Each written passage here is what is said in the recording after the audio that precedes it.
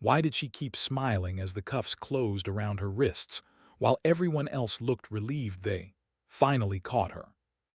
The metal clicked tight, cold, final, the kind of sound that usually makes people panic or protest or beg. She did none of those things.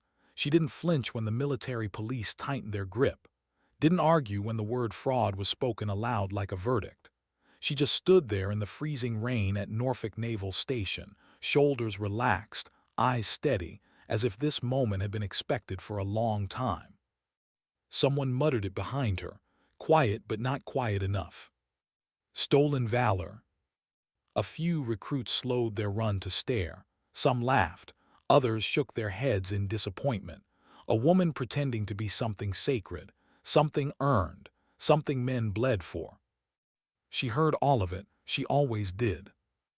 The rain soaked through her jacket, darkened her hair, ran down her face like she was already crying. She didn't wipe it away. She didn't need to. At 29, Rachel Mercer had learned the difference between shame and silence. This was silence. They walked her past scanners and cameras and flags snapping in the wind, past buildings she'd sworn she would never set foot near again. The irony wasn't lost on her. She entered places far more guarded than this without being seen. Tonight, she walked straight into the light. "Ma'am," one of the MPs said, almost uncomfortable now that the cuffs were on, "you're under arrest for impersonating a naval officer, specifically a Navy SEAL." Almost. She almost laughed. Inside the interrogation room, the air smelled like disinfectant and old coffee. Fluorescent lights hummed overhead, flattening everything into dull gray. Steel table bolted to the floor. 2 chairs, one-way mirror, a room designed to make people small. They left her cuffed, hands behind her back, jacket dripping onto the concrete. Drip, drip, drip. She counted them, 16 drips per minute. She learned to count things when the alternative was screaming. 45 minutes passed. No lawyer, no explanation, just waiting. She didn't shift, didn't fidget, controlled breathing, slow, measured, like she was back somewhere else, somewhere darker. The door opened. Commander Marcus Drake entered like a man who had already decided the ending. Career Navy, clean uniform, skeptical eyes, the kind of officer who trusted databases more than instincts. He sat across from her and studied her in silence, clearly waiting for nerves to surface. They didn't. "You're claiming you were a SEAL," he finally said. She met his eyes, didn't blink. "I'm not claiming anything," she said. "I'm waiting." "For what?" "For someone with the clearance to have this conversation." Drake's jaw tightened. "We ran your name, there's no record of you, no female operator, not during the years you claim, none, the database doesn't lie." "That's what it's designed to do," she replied evenly.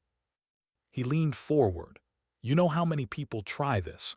Guys with fake tattoos, borrowed jargon, stories they memorized off the internet. They all slip eventually." She said nothing. "That's the interesting part," he continued. "You haven't slipped, not once. Terminology, protocol, bearing, it's all right, which makes this impressive, but impressive doesn't make it true." Her gaze drifted to the mirror. She could feel eyes on her now. Someone was listening, someone important. "Tell me about Bud S.," Drake said. "Hell Week, walk me through it." "No." He frowned. "Excuse me." "I'm not performing," she said. "Either charge me or get someone with clearance." Silence stretched. Tension crept in. Drake wasn't used to losing control of a room. "Impersonating a naval officer carries serious penalties," he said. "Stolen valor isn't a joke." "I know exactly what it carries," she replied. "I've buried people over less." That gave him pause. He tried again. Weapons, training, timelines. She answered selectively, precisely, never overreaching. Each answer sharpened the room instead of softening it. Finally, he stood and went to the mirror, staring at his own reflection, or maybe at whoever was staring back. "Who are you?" he asked quietly. She didn't answer him. Because the answer wouldn't make sense yet. Hours later, the door opened again. This time, no boots rushing, no posture of accusation, just slow, deliberate footsteps. The air changed before the man spoke. Admiral Harrington stopped just inside the room. His uniform was immaculate, his face was. He looked like someone who had aged 10 years in a single breath. His eyes went to her wrists, then to her face, then lower. To the tattoo. The trident on her forearm wasn't flashy. No bravado, no names, just lines and scars worked into ink by someone who knew exactly where the nerves ran. His breath caught.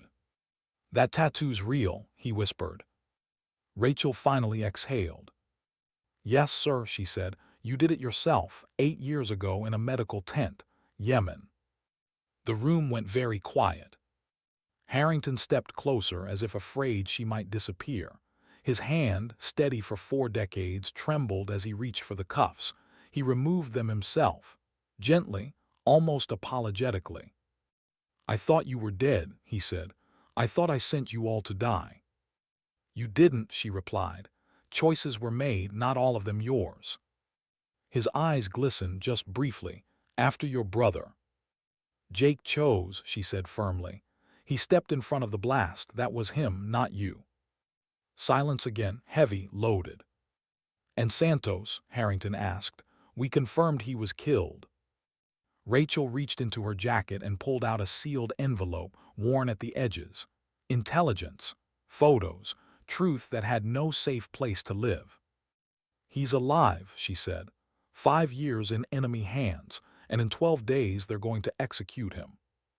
Harrington sank into the chair, like the weight had finally caught up. "That's impossible. They wanted us to believe that." She leaned forward now, voice low, controlled, burning under the surface.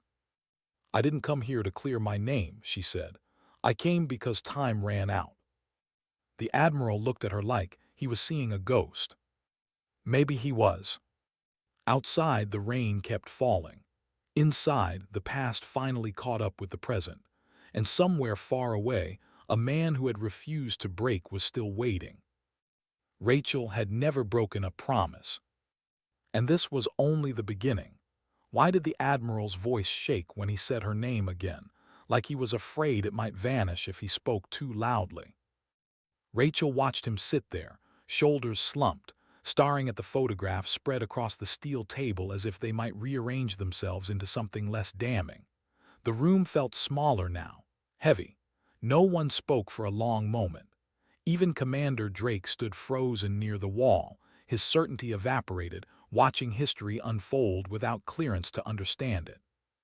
Harrington rubbed a hand over his face, slowly, deliberately, the way men do when they're trying not to come apart in front of witnesses. 5 years, he said. We mourned him, held services, closed the book. They closed the wrong book, Rachel replied. Her voice was steady, but inside something old and sharp twisted. 5 years of planning. 5 years of knowing without proof that someone was still breathing because hope hadn't died yet. They needed Santos alive. He knew too much, and he refused to give it to them. Drake finally found his voice. "Sir, if this is real." "It is," Harrington snapped, not looking up. Then softer, almost to himself, "God help us, it is." He lifted one photograph again. Grainy. A prisoner being dragged between buildings, bones pressing against skin. And there, barely visible, the edge of a trident inked into a forearm. The kind of mark that didn't belong to myths or recruitment posters. The kind you earned when no one was watching. "I watched him get that," Harrington said quietly. "He didn't flinch, not once." Rachel remembered that day. The heat. The smell of antiseptic and dust. Miguel Santos cracking a joke even as blood ran down his arm because pain was easier to carry when you shared it. Because humor was how he reminded everyone he was still himself. "He's still holding on," she said. "But they're done waiting. Intercepts confirm it, 12 days. Harrington closed his eyes. "If this leaks," Drake said carefully, "if this is even hinted at Project Phantom alone." Doesn't exist, Rachel finished. Never did. The Admiral looked up at her then. Really looked. Not the operator, not the ghost. The woman who had carried this alone for years. If I help you, he said slowly, it ends my career. Court-martial, prison, everything I built. I know, she said. That mission, Yemen, I sent you in with bad intelligence. You sent us in with what you had, she replied. We all made choices that night. My brother died, he said, voice breaking now. Jake died because of that call. Rachel's jaw tightened. The name still hit like a bruise you pressed just to feel something. He died because he loved us, she said. Because that's who he was. Don't rewrite his sacrifice to punish yourself. Harrington swallowed. And you disappeared, no body, no closure. By design, she said. Ghosts don't get funerals. Silence settled again, thick, uneasy. Finally, Harrington spoke. What are you asking me for, Rachel? She didn't hesitate. Don't stop me. Drake looked between them, alarm flaring. Sir. Not resources, not signatures, not a paper trail, Rachel continued. Just don't put obstacles in my way. Harrington leaned back, staring at the ceiling. The weight of decades pressing down. Duty versus conscience. Order versus loyalty. You'll need a team, he said. I already have one. Off the books. There are no books. He laughed once, bitter. You haven't changed. I had to, she said. Survival demands it. He studied her again, then nodded slowly. 12 days, he repeated. That's all. It's enough, she said. She hoped it was true. The aircraft vibrated beneath her boots as the oxygen flowed through the mask, cold and clean. Rachel focused on her breathing. In, out, pre-breathe protocol, muscle memory. At 28,000 feet, mistakes weren't forgiven. She checked each member of the team as they clipped in. Tors, calm, focused. Medic hands steady as stone. Webb, quiet, eyes scanning, humor buried beneath layers of discipline. And Collins. He avoided her gaze. Sound off, she said. Tors ready. Webb ready. A pause. Collins ready. The words came out tight, forced. Rachel turned to face him. Whatever's in your head, she said evenly, leave it on this aircraft. His eyes flickered. Guilt, fear, something darker. Yes, ma'am, he said. She didn't believe him, but belief wasn't required. Functionality was. The loadmaster raised 10 fingers, 10 minutes. Rachel's thoughts drifted, uninvited. Jake's laugh. The way he'd stepped forward without hesitation, like the world had narrowed to a single choice. Take care of them, Ra. I promise, she whispered, though no one could hear her over the engines. 5 minutes. She thought of Santos, alone, somewhere cold and concrete. 5 years of waiting. 5 years of refusing to break because breaking would mean all of it was for nothing. 1 minute. The red light glowed above the door. The void beyond waited, patient and absolute. Green light. She stepped into nothing. The wind hit her like a wall, stole her breath, tore at her limbs. Training took over, body arched, stable, falling toward a darkness she couldn't see. 3 shadows followed. They landed miles from nowhere, silent, efficient, canopies buried, evidence erased. Rachel checked the GPS. 8 kilometers to the compound, 2 hours on foot. They moved like smoke, no words, only hand signals. The night belonged to them for now. An hour in, Collins froze, fist raised. Patrol, 4 figures on a ridge, armed, professional. They melted into the rocks, became terrain. Rachel controlled her breathing, heart steady, counting seconds until the danger passed. It did. They moved again. The compound rose ahead just as the imagery predicted. Too perfect, too clean. Her instincts screamed. Intelligence was never this accurate. But they were committed now. Positions assigned, overwatch established, shift change approaching. Rachel stripped to essentials: knife, pistol, radio. 15 minutes. She stared at the drainage culvert, 28 inches of darkness, point of no return. "I'm coming, Miguel," she whispered. She entered the tunnel. The darkness swallowed her. Water dripped. Every sound amplified. 30 meters of isolation. 30 meters where backup couldn't reach her. She emerged beneath the compound, heart steady, mind sharp. Moved through machinery rooms, up the stairs, down the corridor. Cells. Empty, empty. Then him. Miguel Santos looked up as she approached, thin, broken, eyes still alive. "Wraith," he croaked, "you came." She opened the door. "Always," she said. But even as hope flickered, something else shifted in the shadows. Someone had been waiting. And not everyone there had come to save him.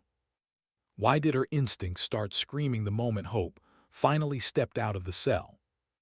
Rachel felt it before she could explain it, a tightening behind the ribs, the kind of quiet alarm that had saved her life more times than armor ever had. Santos was alive, in her arms, breathing. That should have been enough to still everything else. It was.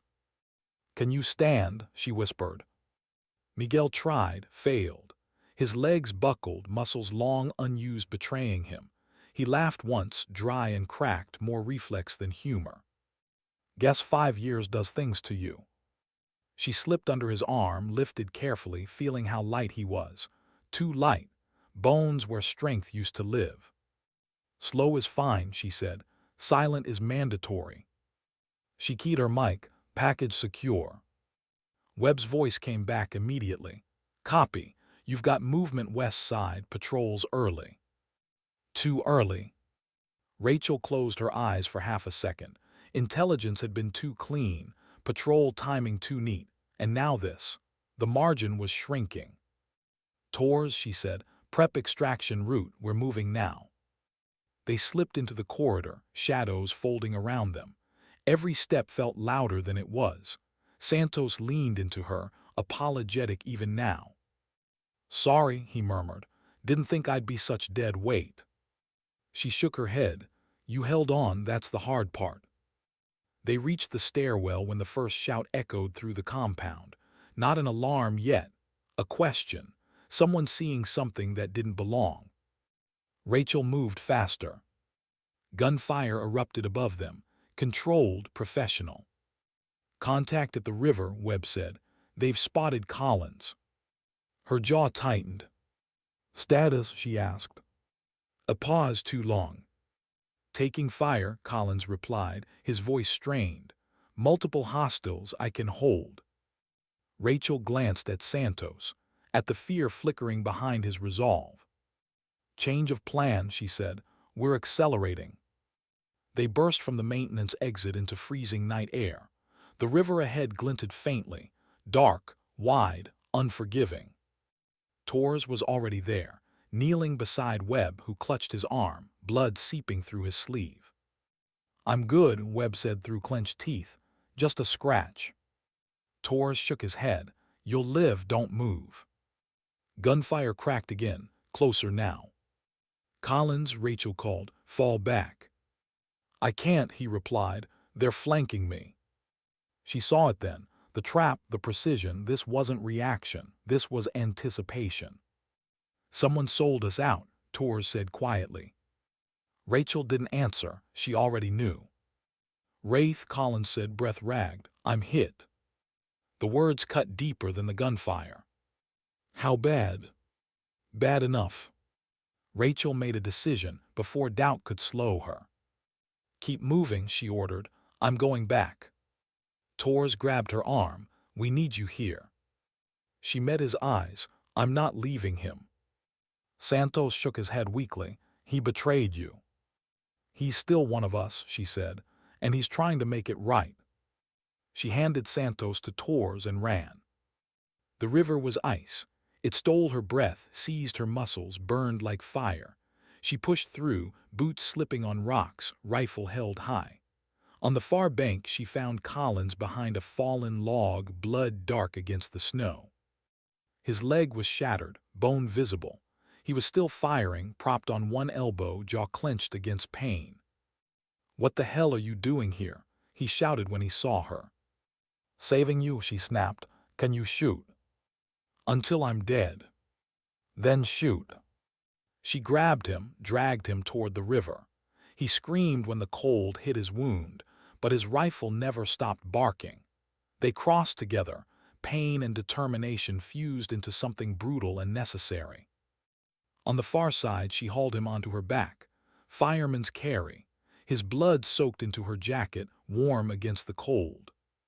"Put me down," he gasped. "I'm slowing you."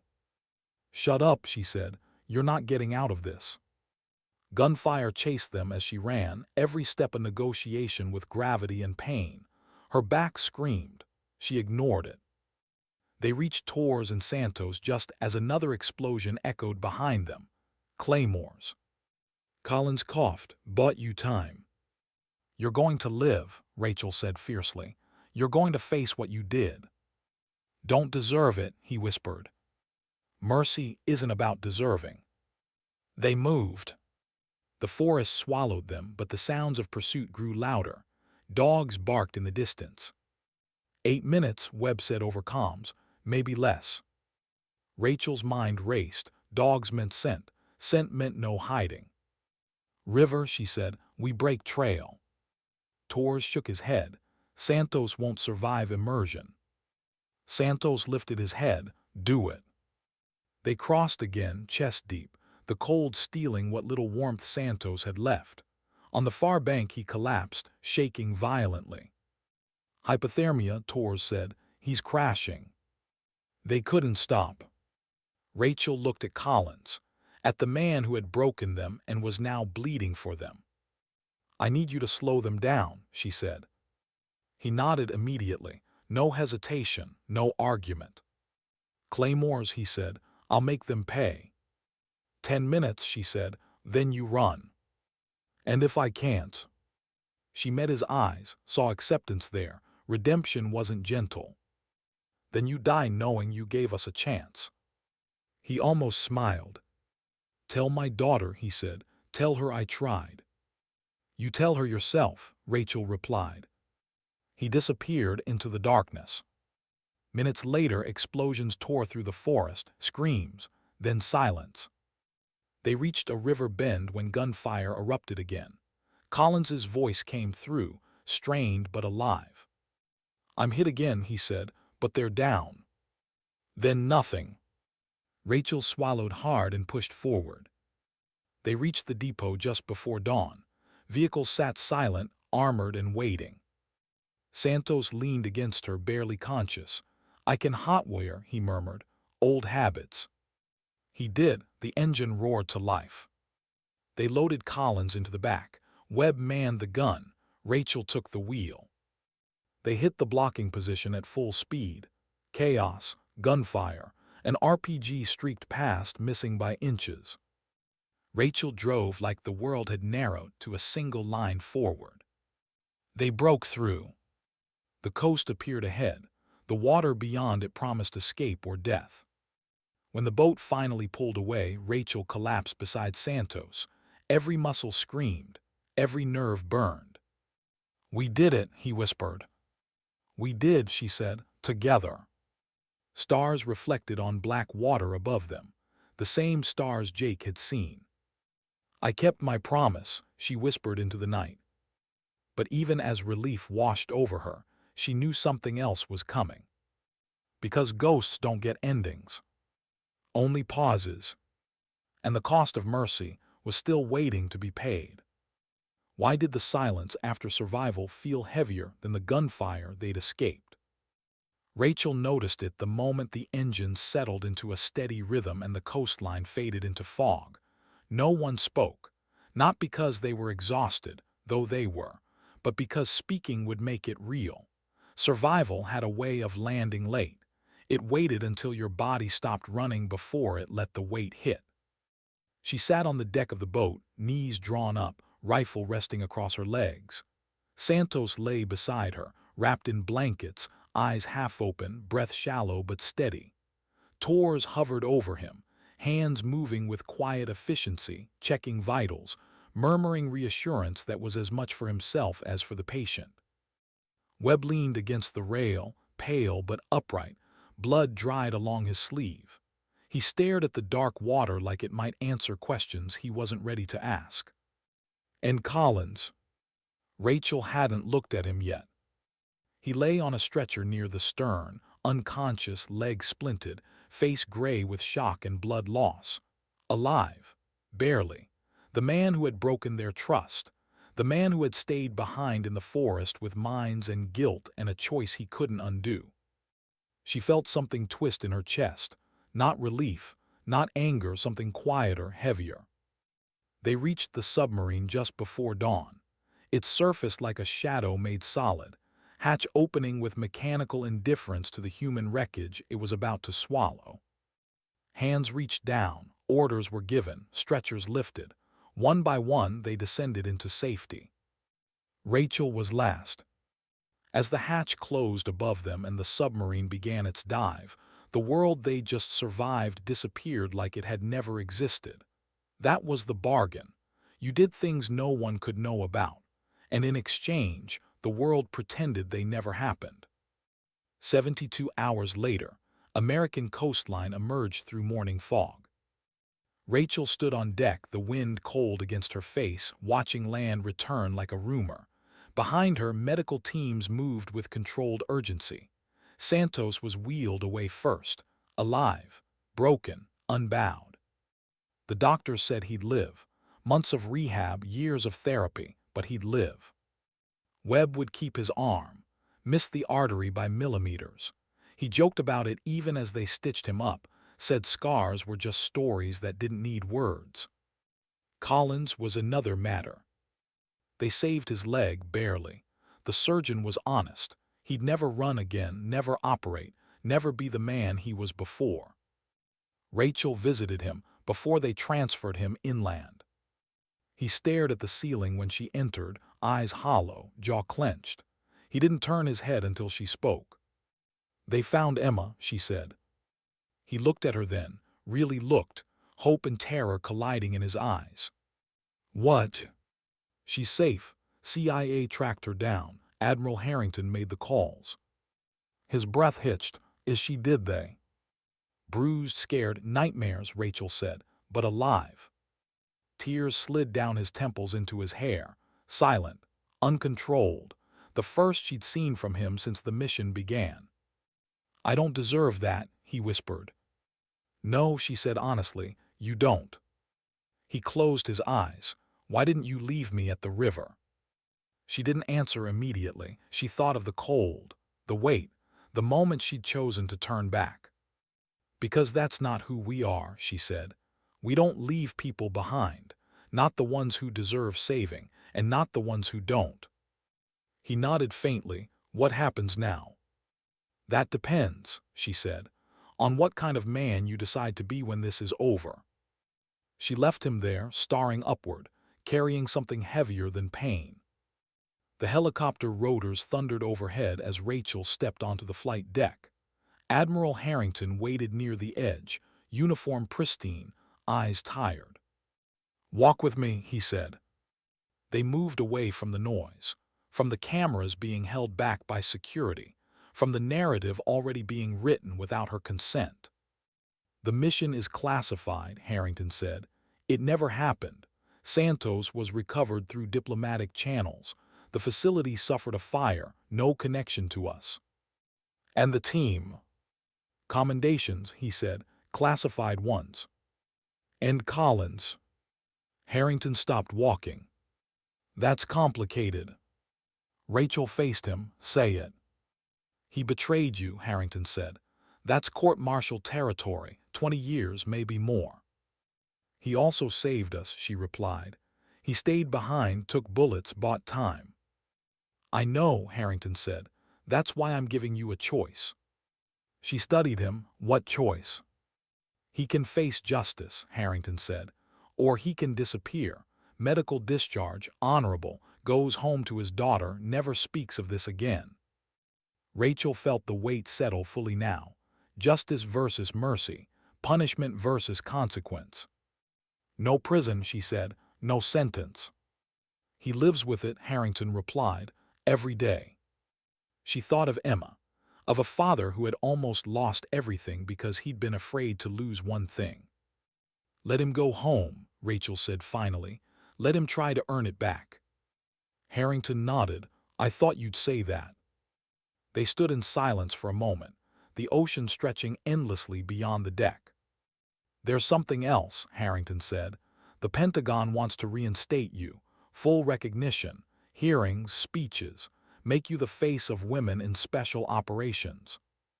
Rachel laughed, a short surprised sound. No. I told them you refuse. I'm more effective as a ghost, she said.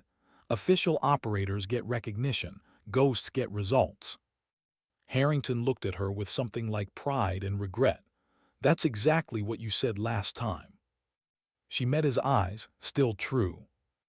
As the helicopter lifted her away, Rachel looked down at the ship shrinking beneath her, at the men she'd saved, at the choices she'd made. She didn't feel like a hero. She felt tired and quietly certain. Because strength wasn't about medals or stories or being believed. Sometimes it was about carrying silence without letting it harden you. And sometimes redemption didn't come with applause. It came with a second chance and the courage to let someone take it. The world would never know what had happened out there. But Rachel would. And she would carry it. Not as a burden. As a promise kept. Why did walking away feel harder than any mission she had ever survived? Rachel realized it the morning after she returned to the safe house.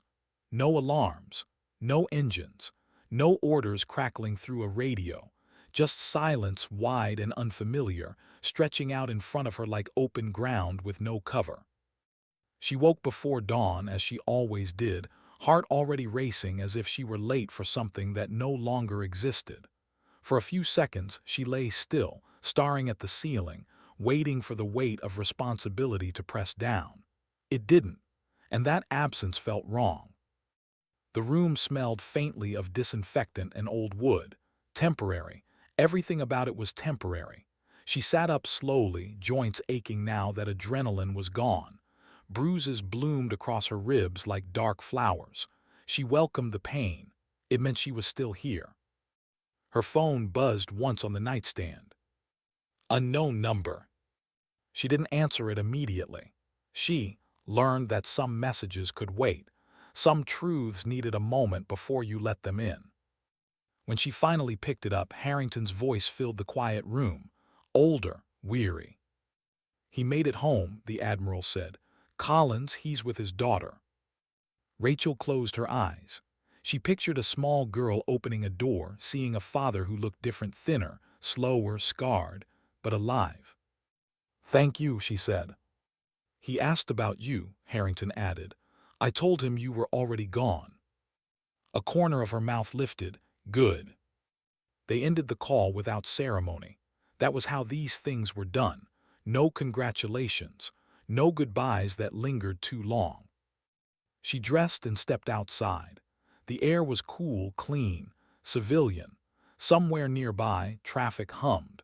People were starting their days, unaware that the world had almost shifted in a direction it would never see.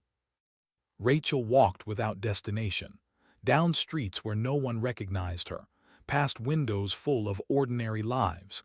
It felt like trespassing. A man bumped into her and muttered an apology without looking up. She nodded automatically, heart pounding as if contact alone were dangerous. She wasn't built for this, she thought, the slowness, the unarmed vulnerability of blending in. Her phone buzzed again. This time she answered. I heard you disappeared, Santos said. His voice was weaker than she remembered but steady, determined. She stopped walking.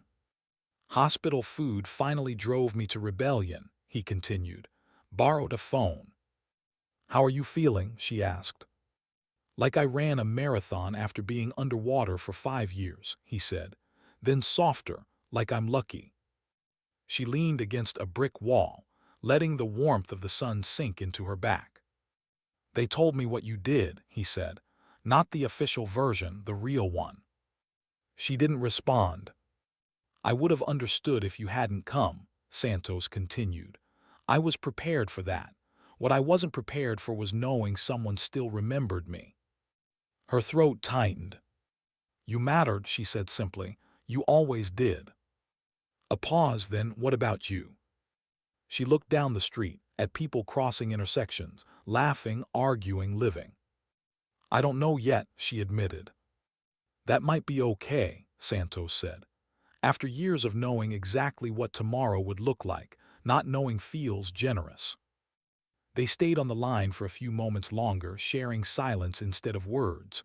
When they hung up, Rachel felt lighter, not fixed, but less alone. Weeks passed. She moved through cities without staying long, helped quietly when help was needed, a woman escaping an abusive home, a former operator spiraling under the weight of memories he couldn't place anywhere else. No medals, no names exchanged. At night the dreams came, not of gunfire or blood, but of doors that wouldn't open, of voices calling her name from rooms she couldn't enter. She learned to sit with it, to let the discomfort breathe. One evening, as rain streaked down a motel window, she found herself tracing the tattoo on her wrist. The trident, faded now, scar tissue soft beneath her fingers. The mark that had once gotten her arrested, the mark that had given her away. It no longer felt like proof of who she had been. It felt like evidence of what she had survived. Another message came, weeks later, this one from Harrington again.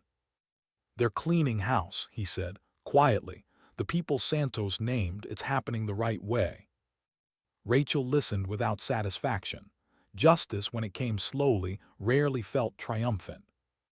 "They also want to shut Phantom down for good," Harrington added. "Bury it so deep no one can dig it up again." "Good," she said. "You're sure you don't want back in?" She thought of the cell door opening, of carrying Collins through freezing water, of Santos whispering her name like a lifeline. "I was never really in," she said. "I was just useful." Harrington chuckled softly. "That may be the most honest thing anyone said to me in years." After the call ended, Rachel stepped outside into the rain. She didn't run from it. She let it soak through her clothes, cool against her skin. For the first time, she didn't feel like she was waiting for another mission. She felt like she was choosing. She thought of Jake again, of how he'd lived fast and open without hesitation, as if tomorrow were always promised. She used to envy that. Now she understood it. You didn't need certainty to live well. You needed courage. And maybe forgiveness, especially for yourself. As night fell, Rachel packed her bag and left the motel. No destination, just movement. Because healing wasn't a straight line, it was motion, forward even when you couldn't see where it led. And redemption wasn't a single act of bravery.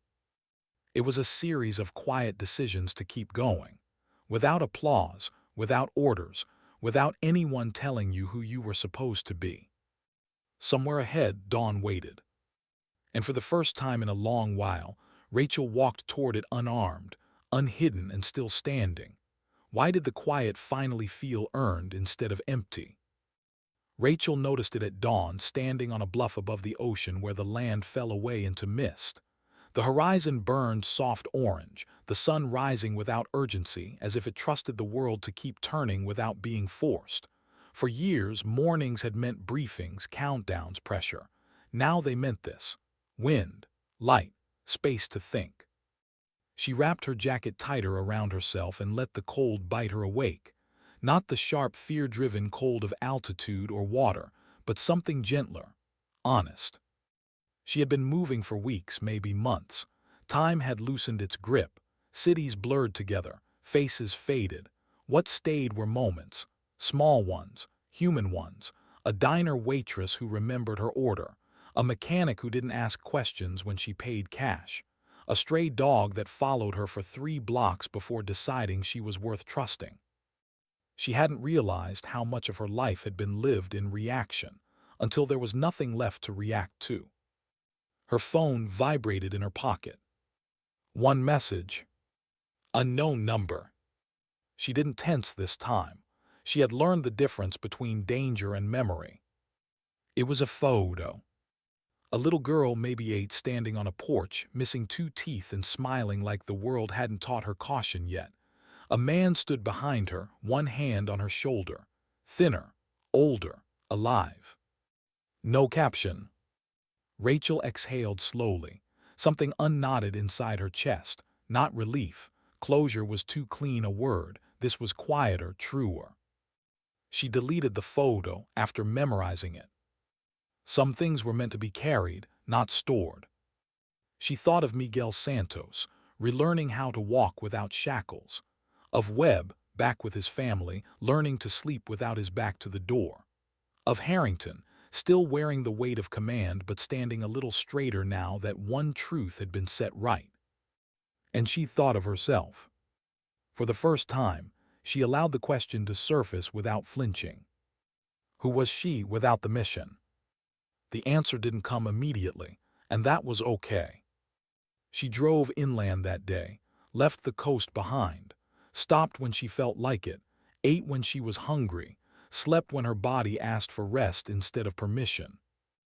In a small town she'd never heard of, she found a temporary job repairing boats. Honest work, physical, quiet. The owner didn't ask about her past, just nodded at her hands and said, "You've done this before." She smiled at that. At night she sat outside the cabin she'd rented, listening to insects hum and trees shift in the wind. The darkness didn't feel like an enemy here. It felt like a boundary, something that respected her space. The dreams still came sometimes, but they changed. The locked doors opened now, not all the way, but enough. One evening, as she watched the stars emerge one by one, she traced the faded tattoo on her wrist again. The trident, the mark that had once exposed her, condemned her, saved her. She realized then that it no longer defined her. It was a chapter, not the whole story.